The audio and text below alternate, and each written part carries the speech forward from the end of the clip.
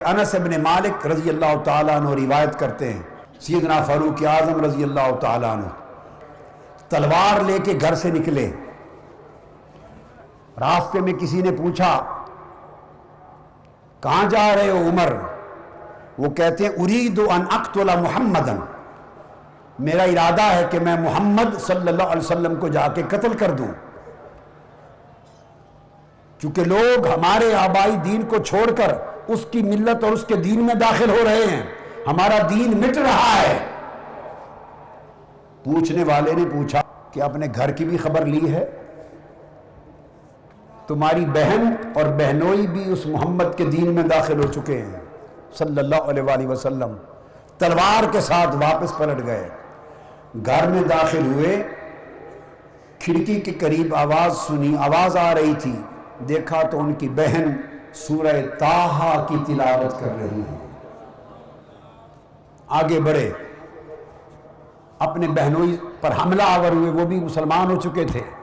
حملہ آور ہوئے تو آپ کی ہمشیرہ نے بڑھ کر دفاع کیا. ہمشیرہ کا چہرہ زخمی ہو گیا، خون بہنے لگا. ہمشیرہ نے اتنا جملہ بولا، بھائی عمر تو نے بڑا غضب کیا. اس جملے نے دل کی کایا بدل دی اور پوچھا یہ کیا پڑھ رہے تھے؟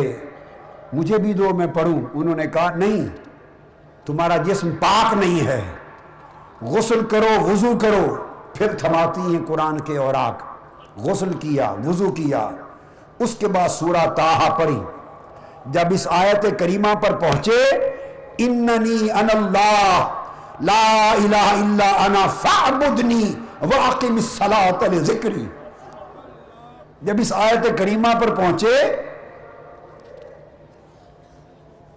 دل کی کایا پلٹ گئی، ارادہ بدل گیا. توبہ نے جنم لے لیا تو کہنے لگے اپنی ہمشیرہ کو اور بہنوئی کو مجھے بھی محمد کے پاس لے چلو. یہ ایک روایت ہے جو انس ابن مالک رضی اللہ تعالیٰ عنہ سے مروی اور زیادہ معتبر اور مستند روایت ہے. ان کے ساتھ گئے. اور دوسری روایت ہے کہ وہ ڈائریکٹ آقا کی بارگاہ میں تلوار کے ساتھ چلے گئے. کسی صحابی نے دیکھا تو آقا علیہ السلام کو اطلاع کی، یا رسول اللہ عمر تلوار لے کے آ رہا ہے.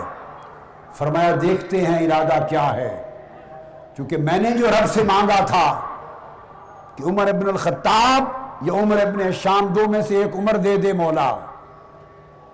عمر داخل ہو گئے، تلوار ہاتھ میں ہے. آقا نے پوچھا عمر کس ارادے سے آئے ہو؟ بس نگاہ جو چہرے مصطفیٰ پہ پڑی، سوال کا جواب دینے کی سکت نہ رہی. تلوار ہاتھ سے گر گئی، تلوار ہاتھ سے گر گئی. عرض کیا آقا آیا تو کسی اور ارادے سے تھا، آیا شکار کرنے تھا، لیکن چہرے نے خود شکار کر دیا ہے. تائب ہو کر قدموں پہ گر پڑے. حضور نے کلمہ پڑھا لیا. جب کلمہ پڑھا تو کہنے لگے کہ آقا اب کلمہ پڑھ لیا ہے میں نے، اب عبادت بیت ارکم میں نہیں ہوگی. اخرج یا رسول اللہ، اب عمر قربانی دینا چاہتا ہے، اب نکلیے سیرے کعبہ میں اور برسر عام اللہ کی توحید کا نعرہ بلند کیجئے. نتیجہ کیا ہوا؟ دیکھیے کہاں وہ غضب کی، عداوت کی کیفیت کہ تلوار لے کر شہید کرنے آئے ہیں، مگر جب توبہ ہوتی ہے تو وہ ارادہ شہادت، ارادہ قتل رکھنے والا عمر جب تائب ہو کر غلامی مصطفیٰ میں آتا ہے تو فرق نہیں رکھا جاتا. پھر اسی کے لیے کہا جاتا ہے کہ اب لو کان بعدی نبی لکان عمر، اگر میرے بعد کوئی نبی ہونا ہوتا تو وہ عمر ہوتا. اور پھر فرمایا جاتا ہے الشیطان یفر من ظل عمر، شیطان عمر کے سائے سے بھاگتا ہے. پھر فرمایا جاتا ہے الحق ینطق علی لسان عمر، رب بھی عمر کی زبان پر بولتا ہے.